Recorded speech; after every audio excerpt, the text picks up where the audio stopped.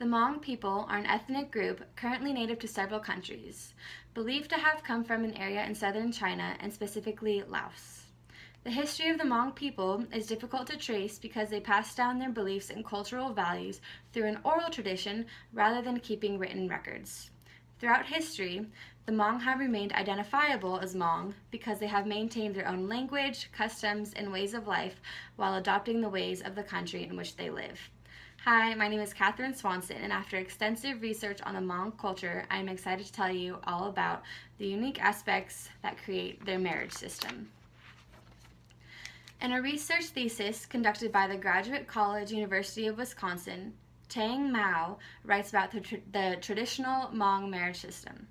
Within this thesis, Tang explains how there are 3 different ways a Hmong couple can initiate a wedding. The first method would be a traditional formal proposal. This is done by a man along with some of his family members and best friends, bringing the woman a gift and money to her house to ask for her hand in marriage. The second method is the most common way Hmong couples get married. When a man is interested in marrying a girl, he gives her a gift. If she accepts it, it means she agrees to marry him. The gift isn't necessarily an engagement ring. It could also be jewelry or clothes or any other form of gift. The groom will then take his bride, or she will run away with him later in the night.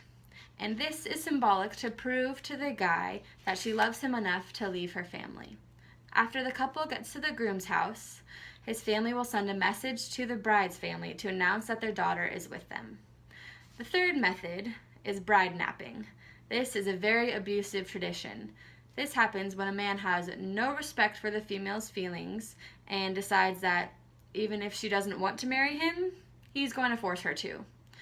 Sometimes the man will give her a gift, like in any other traditional proposal, but not let his intentions of marriage be known. He may tell the girl he wants to take her out and instead take her to his house. He could come to her house when her parents are not home and literally carry or drag her home with the help of male friends or relatives. Now, if the bride had accepted a gift from the groom in the past, even if she didn't know it came with the intentions of marriage, there's basically nothing she or her family can do to stop the wedding from taking place. If the groom did not give her a gift in the past, or if she never accepted anything, then she can go back to her family. Many times, the groom's family will tell a kidnapped bride that if she calls the police, she will disgrace her family. The groom may also rape his kidnapped bride so that she will be too shameful to go back home because now she's considered damaged goods. Virginity is highly valued in the traditional Hmong culture. You do not have premarital sex. The only time you should have sex is after marriage with your spouse. The Hmong culture strongly values family and reputation. With everything you do, you have to think about saving your family's face or their reputation. So, as a young Hmong girl, you don't go to the police and you basically have to marry the man who kidnapped and raped you. And if you had accepted any form of gift from him, society puts all the blame on you. Other times, forced marriages are results of sexual assaults or accidental pregnancies.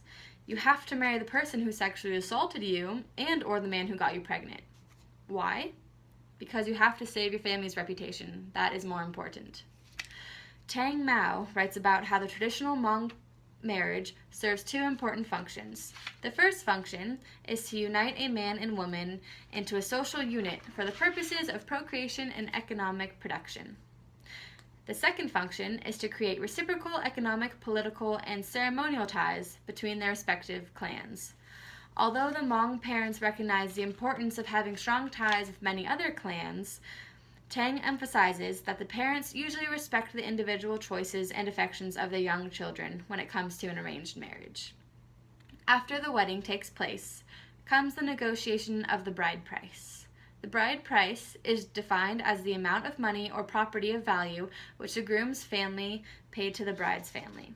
According to the article, The Truth Behind the Hmong Bride Price, written by Tae-Lee Vang, the bride price symbolizes a promise to always love and protect and serves as reassurance to the bride's parents that the daughter they love with all their heart will be in good hands.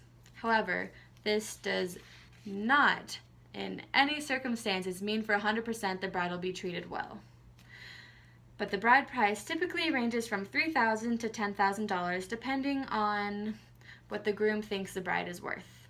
If she has no sisters, she is worth more. If she is educated, this may lower or increase the bride price depending on the values of education. And her reputation is also highly considered. Taylor Vang also explains that the bride price is given to the bride's family by the groom's family and is supposed to compensate the bride's family for the loss of a hand to help around the house. The higher the bride price, the higher the value of the bride, the more her family expects her new husband to treat her well. However, this tradition has lost its meaning with time. The bride price now suggests that the groom is buying his wife, which means he owns her.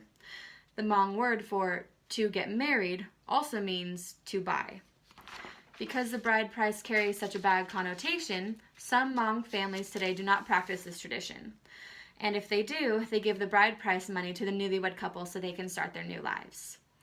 Although it is becoming rare, the Hmong culture still practices polygamy. Polygamy gives the Hmong men a message that women are easily replaced and dispensable. If you are not happy with your wife, marry a new one.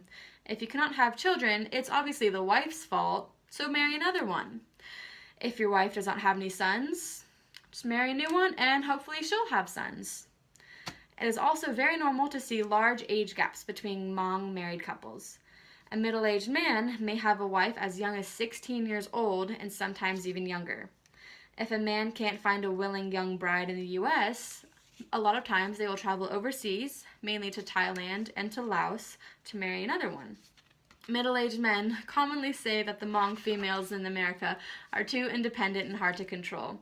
So in their opinion, it is typically much easier to marry someone from overseas who will serve them as their ideal housewife.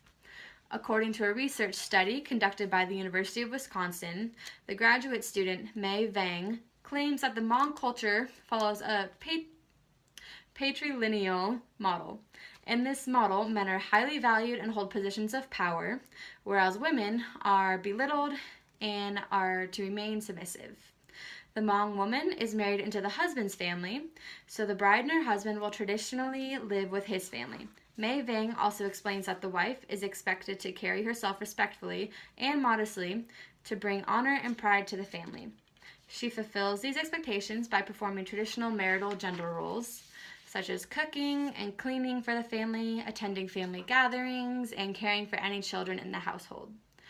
In conclusion, the Hmong culture is a respectable group of people who highly value family, tradition, and reputation.